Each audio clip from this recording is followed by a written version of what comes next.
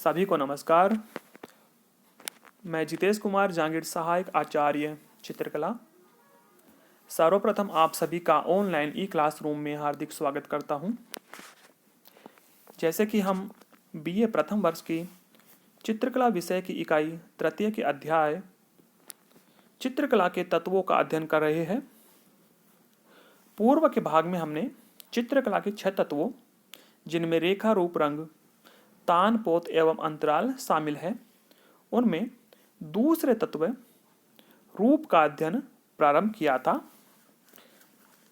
जिसके अंतर्गत हमने जाना कि चित्रकार जिस चित्रभूमि पर अंकन कार्य करता है वह चित्रभूमि सक्रिय हो जाती है और दर्शक की जो दृष्टि है वो भी उसी बिंदु पर, उसी रूपाकृति पर केंद्रित हो जाती है जो उसने अंकन का कार्य किया था।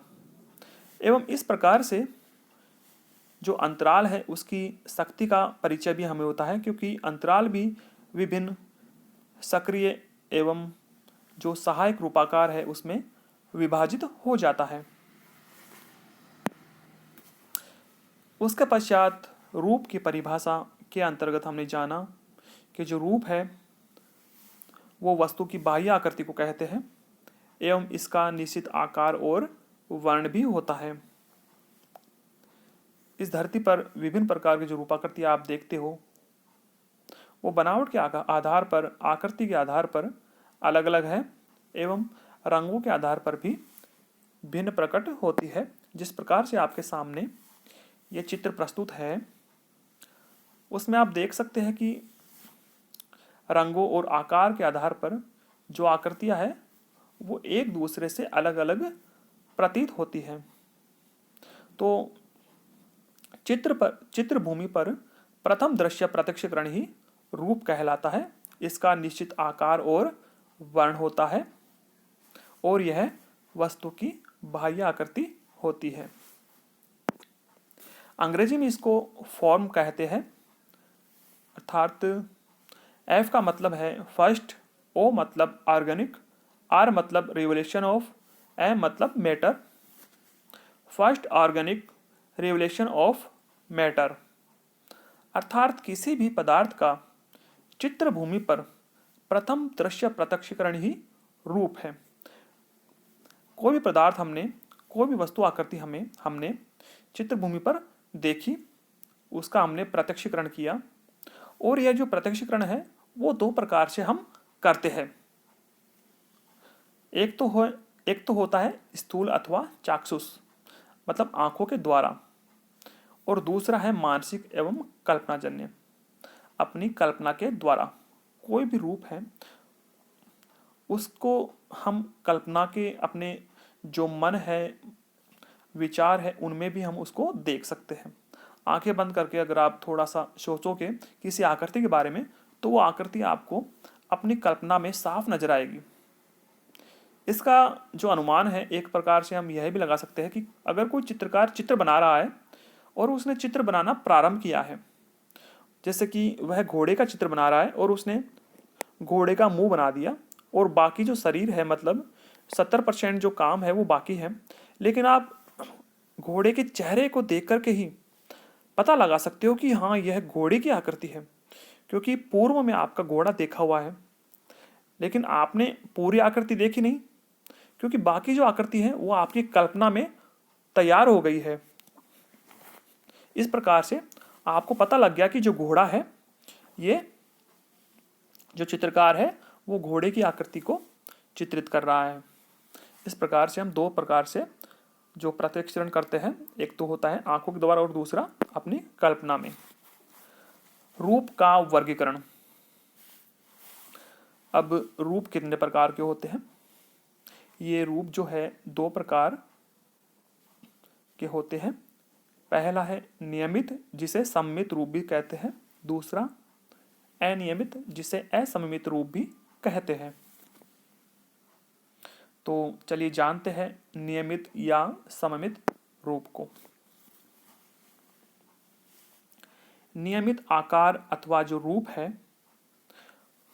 कोई भी रूपाकृति हो, उसको अगर हम दो भागों में विभाजित करेंगे, कैसे? उसके बीच में हम रेखा डालेंगे जिससे उसके दो भाग हो जाएंगे। तो उसमें जो दोनों भाग है वो एक दूसरे जैसे ही प्रतीत होंगे।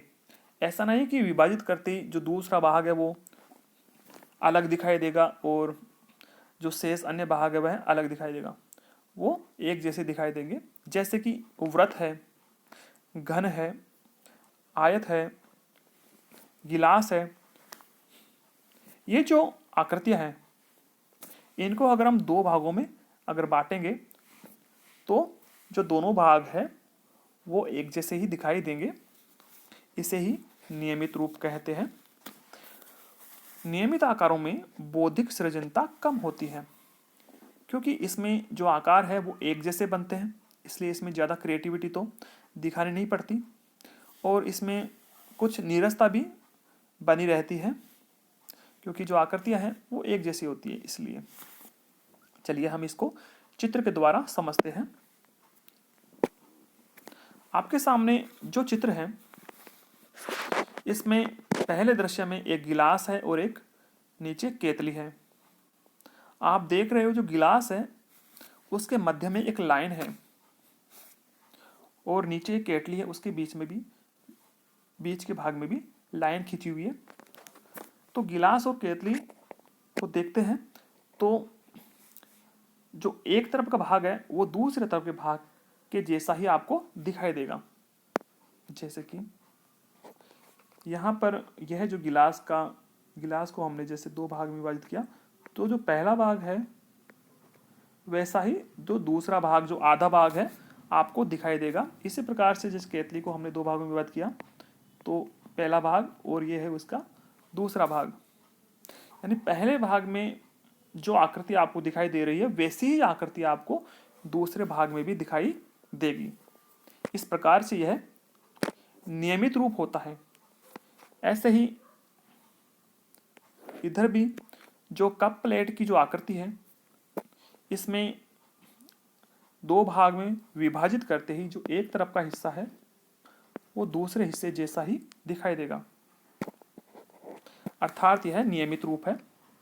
सपोज कीजिए कि जो कप है इसके हमने जो हैंडल है इसके वो लगा दिया पकड़ने के लिए, तो अब ये देखिए कि आप पहला जो भाग है वो दूसरे भाग जैसा है या नहीं?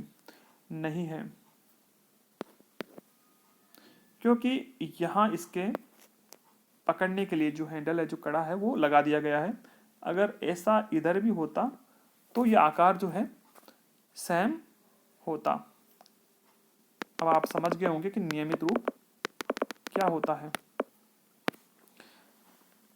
और भी आप देख सकते हैं विभिन्न प्रकार के जो सर्कल है, चौकोर खाने हैं, मैंने जैसे बताया था वृत्त, आयत, वर्ग, इनको भी हम दो भागों में विभाजित करेंगे तो वो एक जैसे होंगे।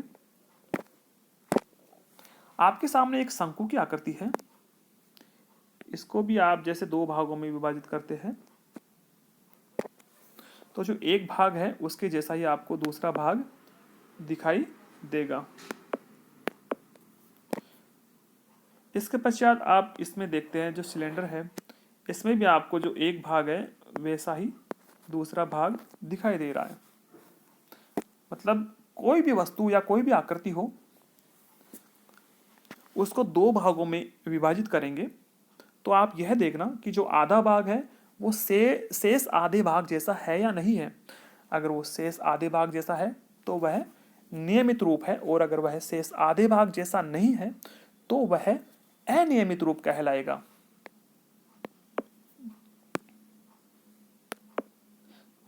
इस प्रकार से और भी कुछ उदाहरण मैं आपके सामने प्रस्तुत कर रहा हूं। जैसे यह जो बर्नीनुमा जो आकृति है इसमें भी आप देख सकते हैं, इसमें जो एक भाग है वो दूसरे भाग जैसा है। मतलब ऐसी कई प्रकार की आकृतियां आपको मिलेगी। बोल है, ठीक है, गोला है, इस प्रकार से। इसके अलावा और भी जो अन्य आकृतियां हैं तो इनको दो भागों में विभाजित करने के बाद ये पता लगता है कि ये नियमित रूप है या अनियमित रूप। इस प्रकार से ये बोतल है, इसका पहला भाग और दूसरा भाग आप देखिए तो यह नियमित रूप कहलाता है।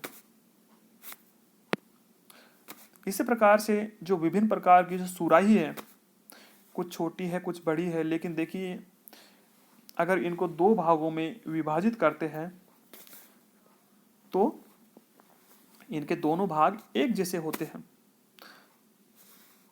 इस प्रकार से इतने प्रकार के जो चित्र आपने देखे, इनसे हमें पता लगता है कि जो नियमित आकार है उनमें मध्य भाग में अगर उसको एक लाइन द्वारा विभाजित करते हैं और दोनों भाग अगर एक जैसे होते हैं तो वह नियमित रूप कहलाता है। आज के इस भाग में इतना ही। अगले भाग में हम पढ़ेंगे अनियमित रूप क्या होता है। धन्यवाद।